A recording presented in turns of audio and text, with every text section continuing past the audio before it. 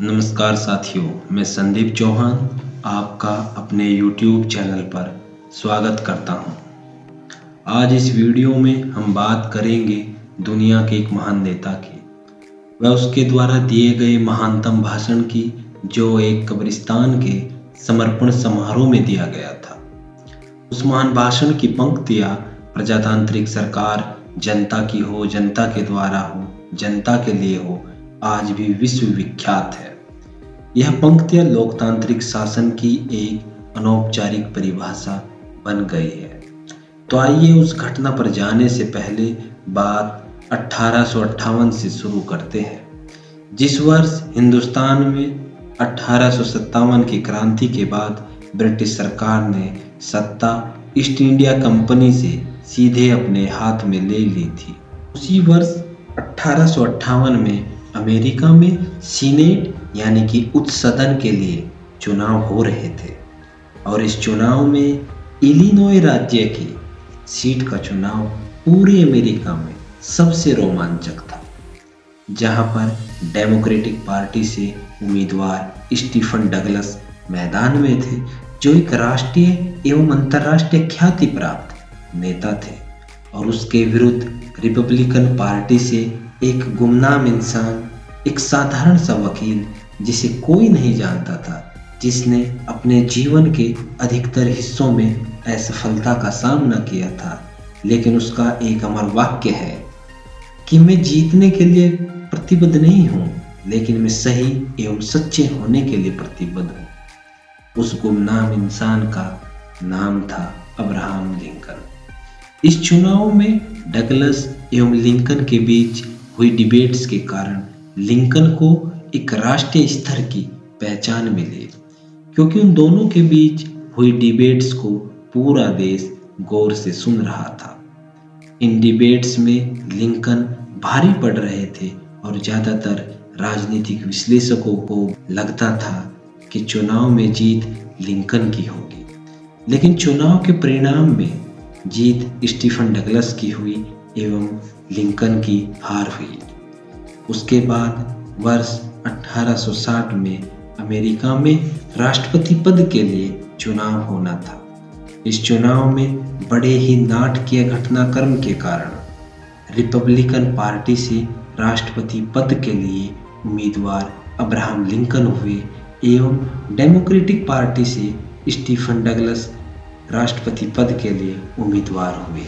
दोनों फिर से एक दूसरे के विरुद्ध थे, लेकिन इस बार जीत अब्राहम लिंकन की हुई और हार स्टीफन डगलस की हुई। और इस प्रकार लिंकन ने अपना 2 वर्ष पुराना हिसाब पूरा किया एवं फरवरी 1861 में अब्राहम लिंकन ने अमेरिका के 16वें राष्ट्रपति के रूप में शपथ ली।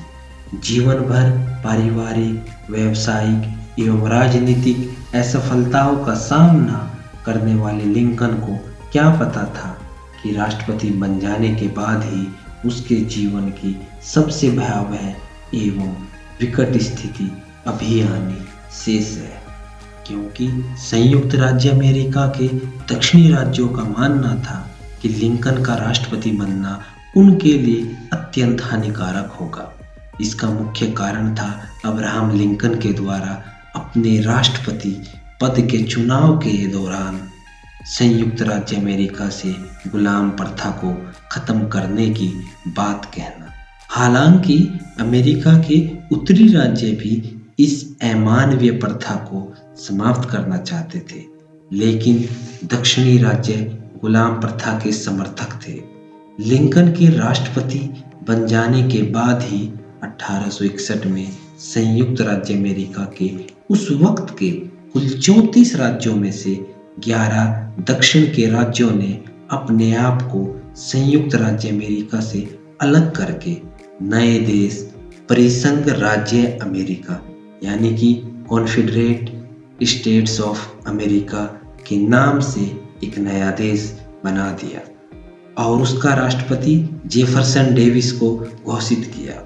और 12 अप्रैल 1861 की सुबह 4:30 बजे परिसंघ यानी कि दक्षिण की सेना ने उत्तर के खिलाफ युद्ध करके ग्रह युद्ध छेड़ दिया।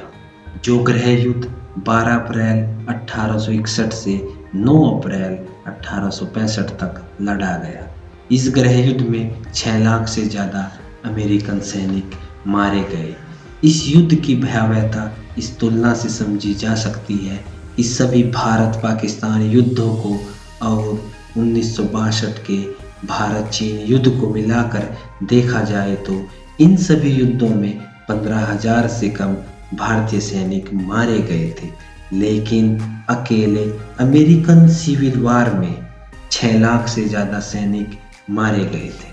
अमेरिकन सिविल वॉर में अनेक लड़ाइयाँ लड़ी गई, जिसमें सबसे निर्णायक एवं यादगार लड़ाई पेंसिल्वेनिया राज्य के एक छोटे से गांव गेटिसबर्ग के मैदान में हुई। यह लड़ाई 1 से 3 जुलाई 1963 के बीच चली थी। इसमें उत्तरी राज्यों की जबरदस्त जीत हुई थी, लेकिन इस लड़ाई में उत्तरी सेना के लगभग 6,000 सैनिक मारे गए थे और 20,000 से ज़्यादा सैनिक जख्मी हुए थे। इस यादगार लड़ाई एवं जीत के उपलक्ष्य में तथा उन शहीदों की याद में कब्रगाह आयोग ने उस मैदान को शहीदों के नाम समर्पित करने का फैसला किया और संयुक्त राज्य के सर्वश्रेष्ठ वक्ता एडवर्ड एवरेट को भाषण देने के लिए बुलाया गया। इस आयोजन का औपचारिक निमंत्रण राष्ट्रपति, कैबिनेट, दूसरे प्रतिष्ठित नागरिकों और राजनेताओं को भेजा गया। इनमें से कुछ ने ही इसे स्वीकार किया और बहुतों ने तो प्राप्ति की सूचना तक नहीं दी। आयोजन समिति को तो कतई एहसास नहीं था कि राष्ट्रपति महोदय इसमें आ सकते हैं। उन्होंने उन्हें अलग से पत्र लिखने तक की जहमत नहीं उठाई थी, बस छपा हुआ कार्ड भेज दिया था। उनका ख्याल था कि राष्ट्रपति के सचिव उन्हें दिखाए बिना उसे कूड़ेदान में फेंक देंगे। इसलिए जब राष्ट्रपति का पत्र आया कि वे आयोजन में उपस्थित होंगे, वे चकित रह गए और कुछ झेप भी गए, क्योंकि समिति के कुछ लोगों का ख्याल था कि वे बहुत व्यस्त हैं और उनके पास इसकी तैयारी का वक्त नहीं होगा। अन्य लोगों ने तो खुलकर यहाँ तक कहा कि अगर वे समय निकाल कर आ भी जाए तो क्या बोलेंगे। इस मौके पर बोलने के लिए उनके पास योग्यता नहीं है।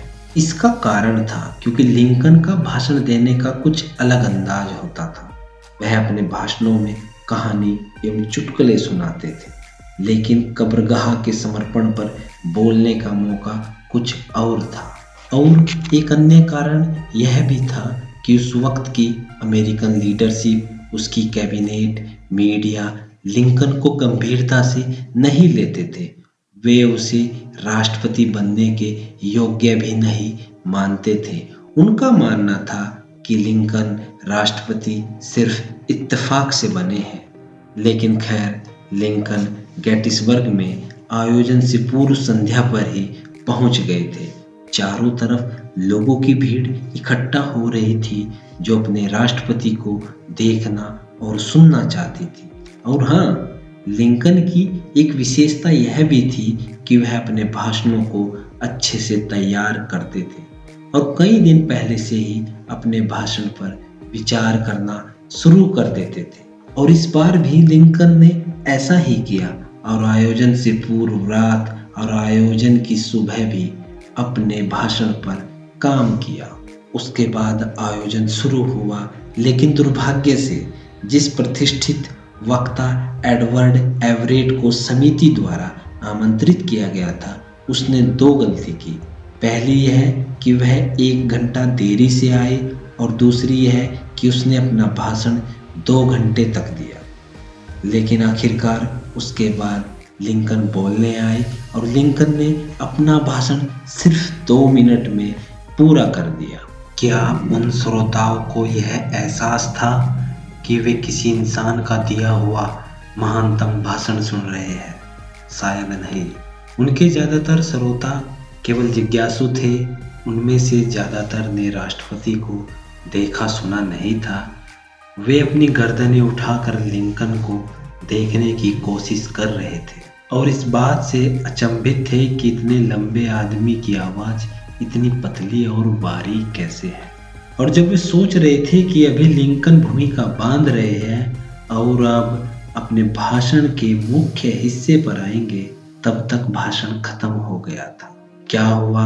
क्या वे भूल गए हैं या उन्हें बस इतना ही कहना था? इस तरह के प्रश्न श्रोताओं के मन में उठे होंगे। लोग इतने चकित और निराश थे कि ताली बजाना भी भूल गए थे। लिंकन खुद असंतुष्ट थे। उन्हें जीवन भर लगता रहा कि गेटिसबर्ग का भाषण पूरी तरह बेकार रहा। लेकिन अगर वे दोबारा अब दुनिया में आते तो यह देखकर हैरान रह जाते कि उनके जिस भाषण को सर्वाधिक लोगों ने याद रखा है वह वही है जो गेटिसबर्ग में दिया गया था। वे यह जानकर कितने चकित होते कि 10 अमर वाक्य उन्होंने वहां बोले थे वे संभवतः संसार की शानदार साहित्यिक उपलब्धि और खजाने के रूप में शताब्दियों तक याद रखे जाएंगे। तब भी जब गृह युद्ध की घटना एक भूली बिसरी बात हो चुकी होगी। लिंकन का गेटिसबर्ग संबोधन भाषण से कुछ बढ़कर है। यह एक ऐसी महान और आलीशान आत्मा की अभिव्यक्ति है जिसे पीड़ा ने महान बनाया है।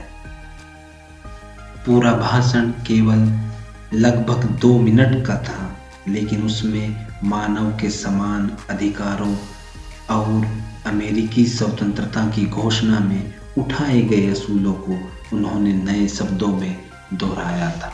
तो साथियों, अब हम उस भाषण को दोहराते हैं जो आधुनिक संसार के लोकतांत्रिक देशों के लिए प्रकाश पुंज का कार्य कर रहा है। 87 वर्ष पहले हमारे पूर्वजों ने इस महाद्वीप में आज़ादी की नींव पर एक नए देश को जन्म दिया और उसे इस मान्यता को अर्पित किया कि सभी मनुष्य समान बनाए गए हैं। आज हम एक महायुद्ध में उलझ गए हैं जो इस बात की परीक्षा है कि वह देश या फिर कोई भी देश जो इस आधार पर निर्मित और इस विचार को समर्पित है टिका रह सकता है या नहीं। हम इस युद्ध के एक मैदान में आज मिल रहे हैं जो महान घटनाओं का साक्षी है। हम इस मैदान के कुछ हिस्से को उन वीरों के अंतिम विश्राम स्थल के रूप में अर्पित करने आए हैं जिन्होंने इस बात के लिए जान दी कि यह देश जिंदा रह सके। यह बिल्कुल उपयुक्त और उचित है कि हम ऐसा करें, लेकिन बड़े मायनों में इस जमीन को हम समर्पित नहीं कर सकते, हम पवित्र नहीं बना सकते, हम इसे प्रतिष्ठित नहीं कर सकते। उन बहादुर लोगों ने जो यहाँ लड़े, जो जिंदा है और जो मर गए हैं, उन लोगों ने इस मैदान को इतना पवित्र किया है कि हम में इसको कम या ज़्यादा करने की क्षमता है ही नहीं। दुनिया इस पर न ध्यान देगी न याद रखेंगी कि हमने यहाँ क्या कहा, लेकिन उन्होंने यहाँ जो किया उसे कभी भुलाया नहीं जा सकेगा। हम जो जिंदा हैं हमें अर्पित होना चाहिए उस अधूरे काम के प्रति यहाँ लड़ने वालों ने जिसे आगे बढ़ाया था, बल्कि हमें खुद को अर्पित करना चाहिए उस बड़े काम के लिए जो सामने पड़ा है। उन शहीदों से हमें समर्पण की शक्ति मिलती है, उस लक्ष्य की राह में जिसके लिए उन्होंने समर्पण का आखिरी पैमाना भी भर दिया था। हम यहाँ बुलंद आवाज में घोषित करते हैं कि उन शहीदों की कुर्बानी बेकार नहीं जाएगी, कि यह देश आसमान की छांव में आज़ादी का नया जन्म लेगा और जनता की सरकार जनता के द्वारा जनता के लिए इस धरती से लुप्त नहीं होगी। इस वीडियो में हमने उस महान नेता के महानतम भाषण के बारे में जाना है जो संघर्ष की मिसाल है, जिस नेता का जीवन दुनिया के हर उस व्यक्ति को प्रेरित करता है जो अपने जीवन में कुछ करना चाहता है। तो दोस्तों, यदि आपको यह वीडियो पसंद आई है तो इसे लाइक, सब्सक्राइब एवं शेयर करिए।